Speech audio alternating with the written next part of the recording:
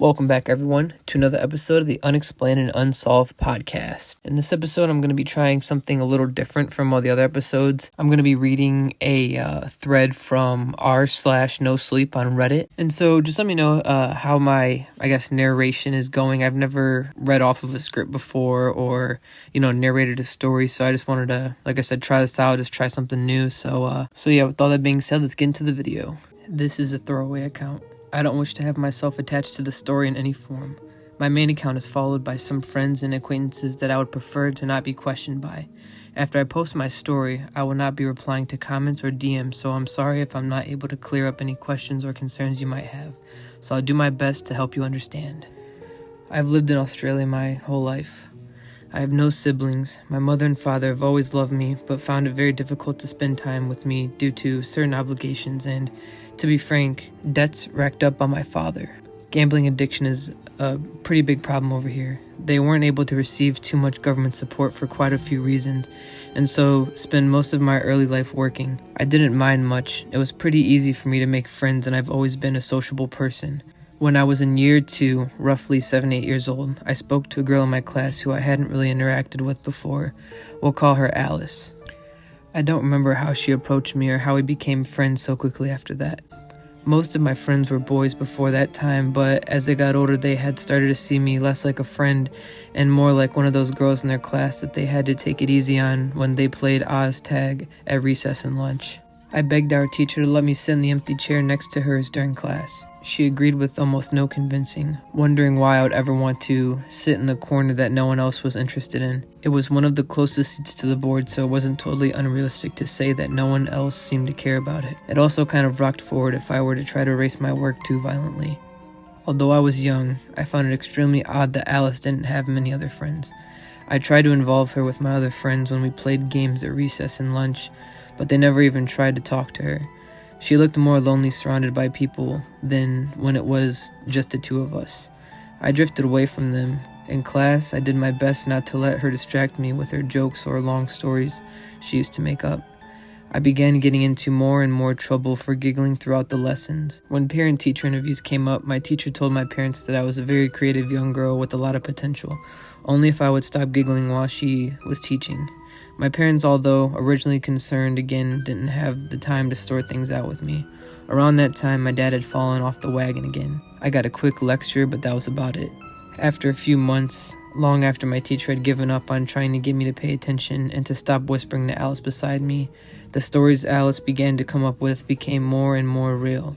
She mentioned things happening to her characters that seemed to be very relative to my life, things that I haven't told her yet. It started off normal, like one of the characters eating cereal for dinner because there wasn't anything left in the house. It turned into someone's daddy having to sleep in a broken down car in the yard instead of his bed after a fight with Mummy. It was at the point, after she had made up another story about a man secretly going into his wife's wallet, that I felt my chest tighten with embarrassment and fear. I wasn't supposed to talk about what happened at home with other people, and yet she was relaying recent events in front of me as if from my own memory. I hadn't told her any of it. I got angry and demanded an explanation on how she knew so much. I was contemplating not being her friend anymore, but I had distanced myself so much from all my other friends to be with her that I was too proud to go back. They gave us weird looks as well, as if there was something wrong with us. Alice looked at me strange too in that moment.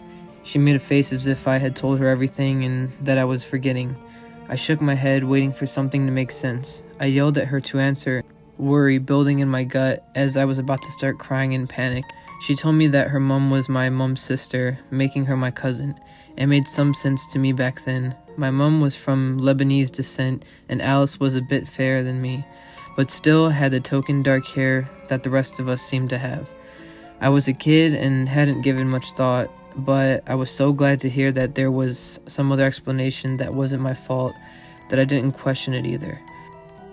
We both began crying at our fight. It was intense for us as children, and we were best friends, after all. I didn't like that I had yelled at her and blamed her for something. I wanted to apologize, but I decided to wait for the next day so that we could both cool down. Though still wary of her and uncomfortable from our conversation, I tried to not let it bother me. We didn't talk much in class for the rest of the day.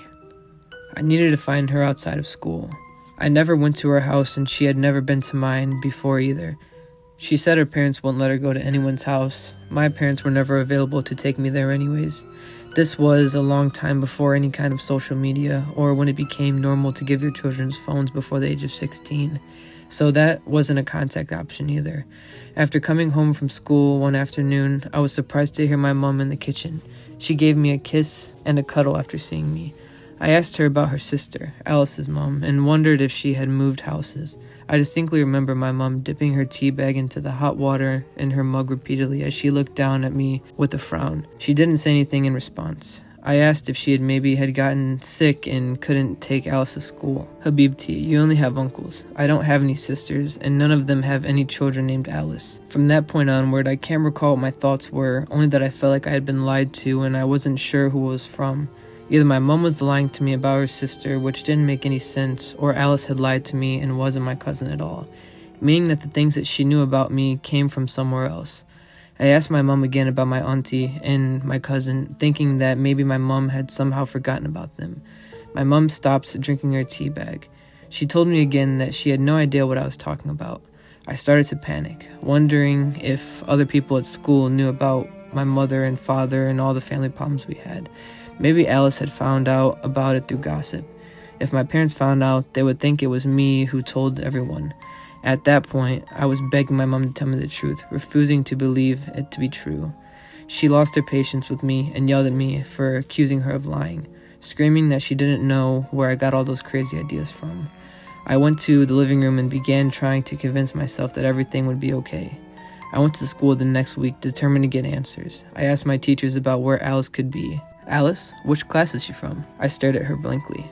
I explained exactly who Alice was, and only to have a similar interaction to the one that I had with my mother earlier. She had no idea who I was talking about. It's been over 30 years since then. For the rest of the primary school, I obsessed over trying to find even a linking of Alice's existence. She had never come to school again, and there was nothing to ever prove that she had been there in the first place.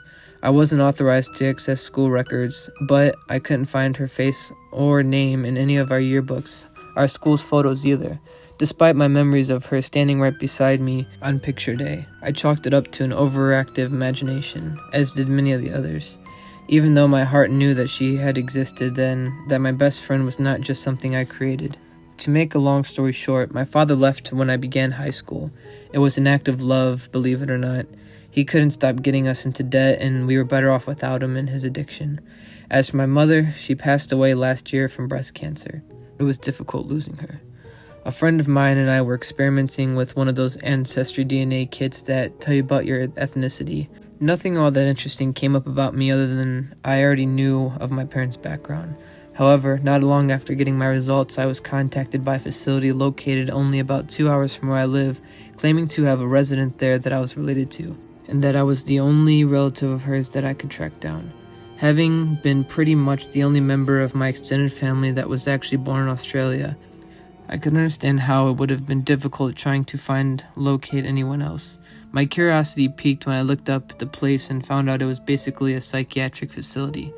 Now that I was totally on my own, I felt a strong need to fill a hole inside myself with my family. I wasn't married, and although my uncles were still around, I couldn't shake the look of the slight disappointment and disdain they sometimes threw at me because of my father. I realized that whoever was in the facility was waiting for me to find them, and they were just as lonely as I was. I owed it to both of us to be by her side, even if she was in the loony bin. I made the 2-hour drive to the facility. It was very remote, with security measures in place that I could only really compare to a prison. I didn't feel very welcome there by the staff, and the patients seemed a little bit too excited to see a new face within their walls. I was walked over to a room by a nurse after many checks to see if I was who I said I was. I had luckily become prepared. There was no name on the door where we stood in front of, so I peeked over at the paperwork the nurse was holding and read the name of the woman. We'll call her Katie. My eyes fixated on her last name. It was my mother's maiden name. So how is she related to me again? According to the chart, she is likely your maternal aunt, the nurse said with no compassion. I shook my head immediately, recalling the long conversation I had with my mother when I was still a child. My mom didn't have any sisters. Apparently she did. Her folder says she was admitted for schizophrenia. How long has she been here? Her whole life, really. It says that she's the oldest of all of her siblings and that she was admitted at 15 years old after a miscarriage not too long after arriving in Australia with her family, the nurse said, pointing at her age on the paperwork. After looking at her age, I could see that my mother would have been about 1 or 2 years old when Katie was sent away to this place. She never knew she had a sister. I wasted no more time installing and walked up to the room quickly, not wanting to wait another second before I met this woman. I don't know what I expected to see, but it was not an elderly woman tethered to a hospital bed from tubes and wires connected to beeping machines. I took a seat beside the sleeping patient as the nurse left the room without another word. Katie's face looked so much like my mother's. It took all the strength I had left not to burst into tears then and there from shock and a sudden sense of missing my mom. I wasn't prepared. I looked at my aunt, her mouth covered with a breathing machine I didn't know the name of, and reminded myself that she had been like this since she was only 15 years old. My heart sank. Her eyes began to flutter open, and I didn't move, unsure if it would cause the old woman to panic seeing an unfamiliar face. My blood turned to ice as the woman slowly gave a warm, toothless grin. My Alice. The memories of my childhood came flooding back. I hadn't forgotten about Alice. It would be impossible to. I hadn't heard the name in so long. It was almost overwhelming to hear it again. "I'm not Alice," I said instinctively. "No, I guess you're not," she said wearily, her warm smile disappearing and turning into an expression of sincere disappointment. Her accent was heavy, and the breathing mask over her mouth made it difficult to comprehend what she was saying. A moment of silence passed between the two of us. It was filled with sadness. I had seen my mother in her, and she had seen Alice in me. I knew that I couldn't have imagined her.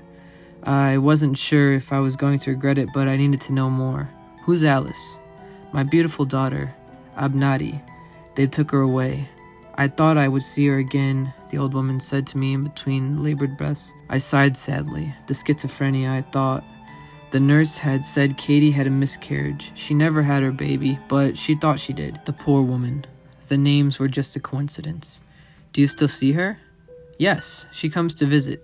It felt wrong to try and convince her that she was wrong and that her daughter was dead long before she could ever been born. I didn't want to take that away the same way the doctors did. Nurses and medication would have tried to do to her since she was only a teenager. She was nearing the end of her life, and if her delusions kept her happy, then I would play along until her last breath. I felt a strange sense of responsibility towards the woman, as if I had somehow done something to put her in the situation she was in. "Do you know when she'll be back?" "Not while you're still here." I paused at the woman's response, unsure of how I should make it. Maybe it was too hard to embrace the hallucinations of her daughter while I was still in the room. Katie spoke again before I could reply. "She still hasn't forgiven you." My stomach sunk, recalling the last conversation with my Alice. The argument we had. She hadn't spoken to me for the rest of the day. I never saw her again. I heard one last sentence before the lights turned off and I ran from the room. It was the voice I recognized from memories from my early school days, one I had thought I'd never hear again. In that moment, and still to this day, I hope I never hear it again. "You should be nicer to your friends." I had a very fun time reading that story, and I hope you guys really liked my narration because I would definitely do it again in the future. Me and Dakota have been talking about doing like a creepy Reddit story series where we would just like take turns narrating stories. So like I said before, if you guys really liked this and you enjoyed the video, let me know down in the comments if you want to hear some more like creepy Reddit or r/nosleep stories from Reddit. And also don't forget to like and subscribe if you're new to the channel. And me and Dakota are going to try to post another video this week, but just stay tuned. Like watch our Instagrams. We'll probably post a TikTok as well. And yeah, I'll see you guys in the next video. Have a good night, everyone.